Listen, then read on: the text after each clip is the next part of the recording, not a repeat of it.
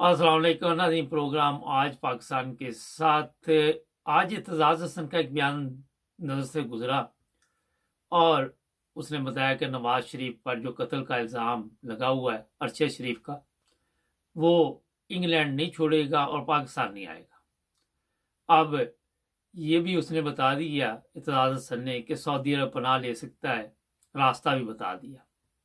यहाँ से पुलिस जाने देगी तो फिर वहाँ पे जाके पनाह लेगा। जब तक यहाँ पे इन्वेस्टिगेशन नहीं होगी उस वक्त तक ज़ाहिर है हमने केस का दफा करने के लिए यहीं रुकना पड़ेगा।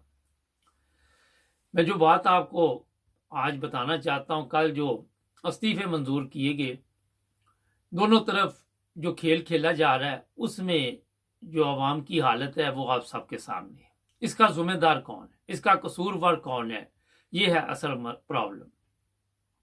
आज हमारे पाक फौज के चीफ ऑफ आर्मी स्टाफ या उनके जो भी साथी वो कहते हैं जी हम सियासत में दखल अंदाजी नहीं करते, मगर ये जो बेड़ा गर्क हुआ है मुल्क का, वो आपके जो सीनियर साहब से पहले जो कमर जवेद बाजवा जो बंदा था उसने जो मुल्क का बेड़ा गर्क किया, वो भी तो आपकी फौज का चीफ ऑफ आर्मी स्टाफ था।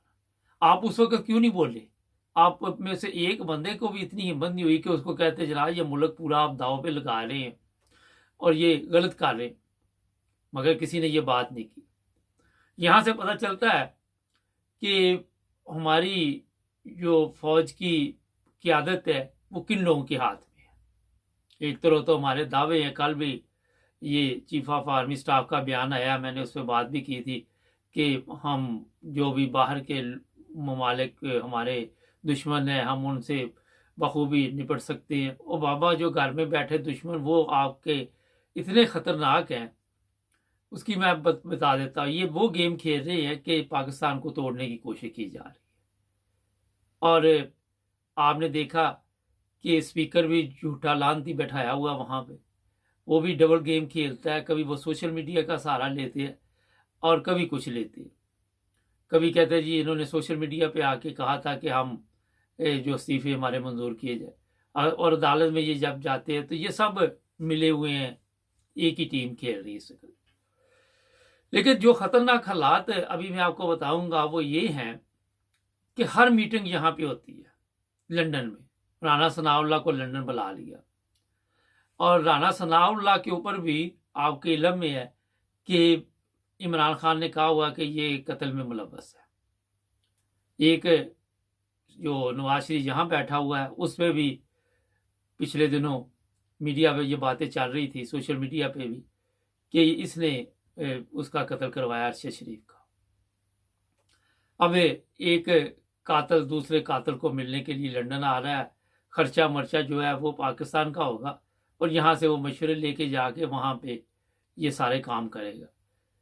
जो भी उसको टारगेट दिया जाएगा उसमें आपने देखा कि पंजाब में दहशतगर्दी नहीं हो रही, ये दहशतगर्दी सारी पेशावर में चली गई, खैबर पख्तूनख्वा में। कौन है इसके पीछे ये नहीं पता चला।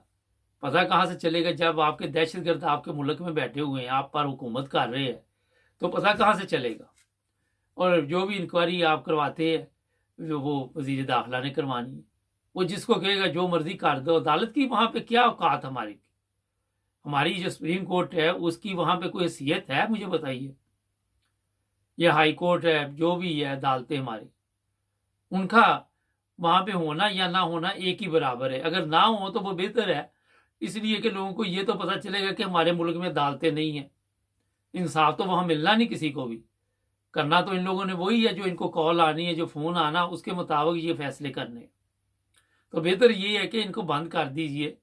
ये ड्रामेबाजी जो रोज़ाना आप अदालतें लगाते हैं, जो हरामखोरी वहाँ पे होती है, जो हराम का पैसा आप बना रहे हैं, जो आपने आगे पीछे कोई 100 लोग रखे हुए हैं जो आपको प्रोटोकॉल दे, तो फिर मेरा ख्याल है अवाम सुकून में आ जाएगी। नाज़रीन, पाकिस्तान में इस वक्त ये किसी को दिलचस्पी नहीं कि पाकिस्तान की अवाम का नुकसान है, पाकिस्तान का नुकसान है, पाकिस्तान टूट जाएगा, पाकिस्तान में ये हो जाएगा, पाकिस्तान में वो हो जाएगा। सबको ये है कि हमने दूसरे को नीचा दिखाना है, हमने दूसरे को नीचा दिखाना है, चाहे उसके लिए पूरा मुल्क दाव पे लगाओ। जब आपको पता है कि शुरू के प्रोग्रामों में बेशुमार मीडिया में बातें इलेक्शन में जाएगा। मैंने कहा था कि इनसे जान छुड़ानी बड़ी मुश्किल है। ये जो हरामखोरों का टोला, इस वक्त चोरों का टोला हमारे ऊपर है, इससे जान नहीं आप छुड़ा सकते। इससे जान अब और भी मुसीबत बन जाएगी आपके लिए। जिस तरह दोनों सूबों में ये गवर्नमेंट चलेगी, अब ये इन लोगों को गिरफ्तार भी करेंगे और इंतखाबात से पहले गिरफ्तार करेंगे। जो बड़े बड़े पीटीआई के लोग हैं उनको पकड़ के मारेंगे। आप देख लीजिएगा, ये चंद दिन में ये ड्रामा शुरू होने वाला है। ये जो नवाज शरीफ यहाँ से हिदायत देगा, वो यही हिदायत है। वो उसने राना सनाउल्लाह को आगे रखा हुआ है, मगर गेम ये यहाँ से चलती है कि क्या करना तुमने।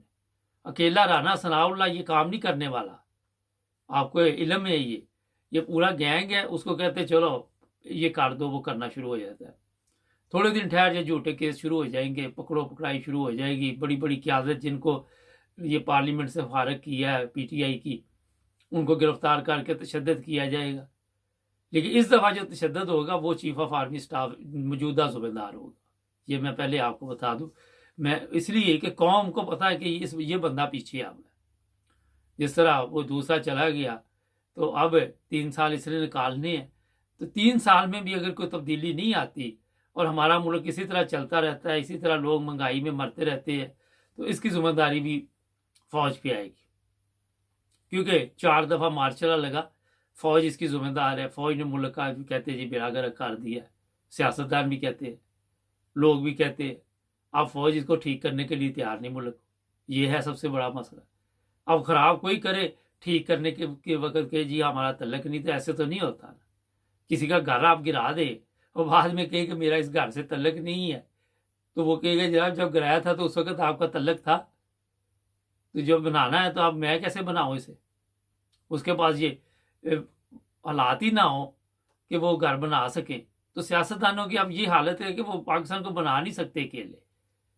जिन लोगों ने खराब किया है उसमें अदलिया अपना जो उन्होंने काम किया, जो अयाशियाँ उन्होंने की, जो उन्होंने गैर इस्लामी काम करके और इस्लाम के नाम पे लोगों को बेवकूफ़ बनाया, वो भी आप सबके सामने।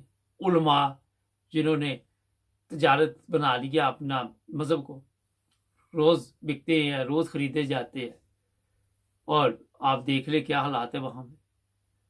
मजहबी नफरत फैलाई गई, पाकिस्तान को एक कौम ना बनने दिया गया। आज तक पाकिस्तान एक कौम ही नहीं बन सके हम। एक कौम बनने के लिए मैंने कई दफ़ा बताया, ईरान देख लिया, जो मर्जी है मगर एक इकट्ठे होते हैं ईरानी। लेकिन हम वैसे के वैसे ही। अभी ये सिंध में मुसीबत पड़ गई है, अब पीपल्स पार्टी कह रही जी हम हमारे साथ जमात इस्लामी मिलकर हुकूमत बनाए। अब जमात इस्लामी का पीपल्स पार्टी के जो नजरियात है उनमें इतना फ़र्क है, ज़मीन आसमान का फ़र्क है।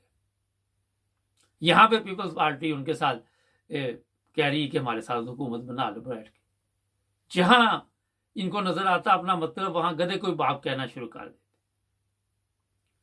और ये वक्त पड़ा हुआ है सिंध में।